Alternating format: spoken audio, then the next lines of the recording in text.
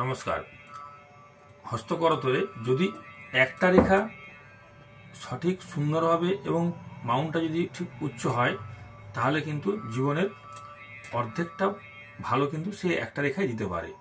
করতলের একটা রেখায় আপনাকে জীবন আলোকিত করতে পারে, সেটা হলো কিন্তু রবি রেখা। দেখুন হাতের মধ্যে এই অনামিকার নিচে এটা হচ্ছে রবি স্থান। হাতের মধ্যে এই অনামিকা আঙুলের নিচের স্থানটাকে আমরা বলছি রবি রেখা, রবি স্থান। তো রবি রেখা বিচার করার আগে রবির ক্ষেত্রটা কেমন সেটা আগে দেখতে হবে। তো রবির ক্ষেত্রে যদি অন্যান্য ক্ষেত্রের তুলনায় বেশ উঁচু হয়, বেশ সুডল হয়, হ্যাঁ, তাহলে জাতক জাতিকে অত্যাধিক কী বলবো মান সম্মান পায়, সবার প্রিয় হয়, সবার সঙ্গে মানিয়ে চলতে পারে। এবং সেই সঙ্গে যদি একটা রবি রেখা থাকে, রবির ক্ষেত্রে সুন্দর সুডল সুউচ্চ হবে, যথেষ্ট উচ্চ হবে এবং একটি মাত্র রবি রেখা থাকবে, তাহলে সেই ব্যক্তি সবার সঙ্গে মানিয়ে চলতে পারবে, সবার প্রিয় হবে এবং মান সম্মানও কিন্তু পাবে। এই জায়গাটা উঁচু হলে যে কোনো জাতক জাতিকার মানে খ্যাতি, প্রতিভা বা সফলতা সবগুলোই কিন্তু সে পাবে। বড় বড় লেখক বা বড় বড় রাজনৈতিক নেতা এদের হাতে কিন্তু এরকম স্পষ্ট সুন্দর রবি রেখা থাকে এবং এই রবির অংশটা যথেষ্ট সুডল এবং উন্নত থাকে। রবি রেখা ভালো থাকলে এরা সাহিত্য নিয়ে সাহিত্য রচনা করতে পারে। বড় বড় লেখকের হাতে কিন্তু এই রবি রেখা থাকে, বা যাদের হাতে রবি রেখা থাকে এরা খুব সুন্দরের পূজারীও হয়। আর এই রবি রেখা যদি থাকে মানুষের, তাহলে সৌভাগ্য বাড়ে বা ক্ষমতা সম্মান সেগুলো তো ভালো হবেই। রবির থেকে পিতা বিচার করা হয়, তাহলে পিতার ভালো মন্দ কিন্তু এই রবি রেখার উপর অনেকটাই নির্ভর করে। রবি রেখা যদি সুন্দর থাকে তাহলে মানুষের মধ্যে কী বলবো, তার গাম্ভীর্য ভাব থাকবে, তার তেজ থাকবে, তার মান সম্মান জ্ঞান থাকবে, সে খুব উদার মনের মানুষ হবে। বা রবি রেখায় কিন্তু যে কোনো পদ, উচ্চ পদ, সেটা কিন্তু রবির থেকে আমরা বিচার করে থাকি।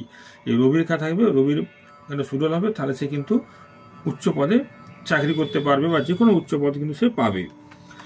আর তবে এই রবির স্থান যদি শুভ না হয়, যদি নিচু হয়, তাহলে শুভ না হয় তাহলে কিন্তু তার মধ্যে অভিমান থাকবে, অহংকার থাকবে, নিষ্ঠুরতা থাকবে, হ্যাঁ, বা বাবার সম্পত্তি সবকে ধ্বংস করবে। যদি রবি রেখা না থাকে বা রবির স্থানটা যদি দুর্বল হয় বা খারাপ হয়, এক কথায় রবি যদি অশুভ হয়। রবির ক্ষেত্রে যদি ভালো থাকে তাহলে সহজে কিন্তু কিছু রোগ হবে না। যেমন রবি হচ্ছে হার্টের কারক গ্রহ, তাহলে হার্টের সমস্যা আসবে না, যে কোনো মাথার সমস্যা আসবে না বা চোখের সমস্যা আসবে না।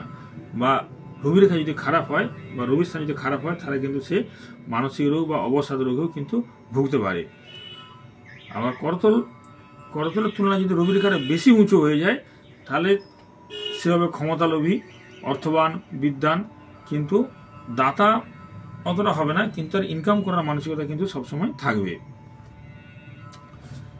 আর রবির ক্ষেত্রে যদি অল্প উঁচু হয় তাহলে তার স্বল্প খ্যাতি সম্মান থাকবে, দাতা হবে, ভালো প্রতিভাবান হবে, বা বাবার সাথে সম্পর্ক ভালো থাকবে, বাবাকে ভালোবাসবে, বা পৈতৃক সম্পত্তির মালিক হবে, বা উচ্চ পদ প্রাপ্তি হবে যদি রবির রেখা থাকে এবং উঁচুটা একটু কম থাকে, কম উঁচু হয়, তাহলে কিন্তু এই জিনিসগুলো হবে।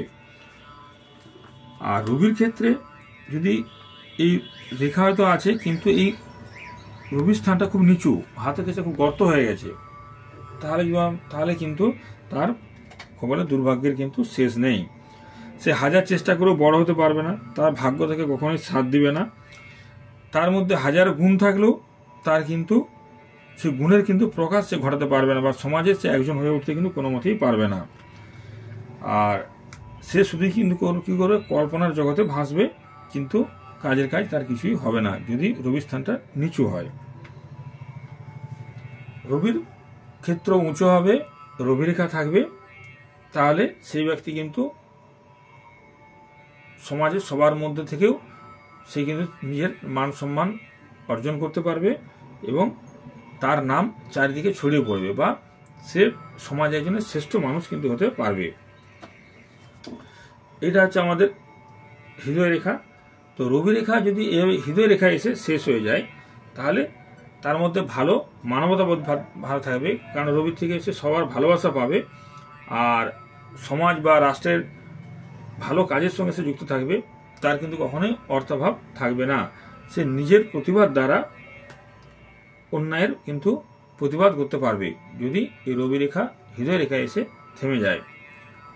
আবার রবির ক্ষেত্র থেকে রেখা আছে যদি শিরোরেখায় এসে থামে, রেখাটা হৃদয় রেখার থেকে এসে যদি শিরোরেখা পর্যন্ত চলে আসে, তাহলে তার জীবন কিন্তু কি বলবো, যে সে ঠান্ডা মাথায় বা সুন্দরভাবে বুদ্ধি খাটিয়ে জীবনটা কিন্তু সে অতিবাহিত করবে। কারণ এটা হচ্ছে ব্রেন লাইন, বুদ্ধির রেখা। তাহলে সে বুদ্ধির সঙ্গে কিন্তু জীবনটাকে পরিচালনা করতে পারবে, যদি রবি রেখা শিরোরেখা পর্যন্ত চলে আসে। তবে সে কিন্তু প্রকৃত মানুষের ভালো চাইবে এবং তার যশ গুণ দুটোই কিন্তু প্রকাশ পাবে। আর এটা হচ্ছে আমাদের ভাগ্যরেখা। তো রবি রেখার থেকে যদি কোনো রেখা এসে ভাগ্যরেখায় আবার মিশে, এবং রবি রেখার থেকে কোনো রেখা এসে যদি ভাগ্যরেখায় মিশে, বা এবং রবি রেখার থেকে এভাবে রেখা এসে যদি কোনো ভাগ্যরেখায় এসে মিশে, তাহলে সেই ব্যক্তি কিন্তু প্রকৃত সৌভাগ্যবান। হাতের মধ্যে ভাগ্যরেখা আছে এবং এই রবি রেখা এসে ভাগ্যরেখায় এসে মিশেছে, তাহলে এই ব্যক্তি কিন্তু প্রকৃত সৌভাগ্যবান অবশ্যই হবে। আবার অনেক সময় রবির ক্ষেত্রে দুটো রেখা থাকে, তাহলে এদের মধ্যে কিন্তু বহুমুখী প্রতিবাদ থাকে। হ্যাঁ, তার মধ্যে আত্মসম্মান বোধও যথেষ্ট থাকবে এবং সে কোনো কাজ হতে কিন্তু পিছপা হবে না।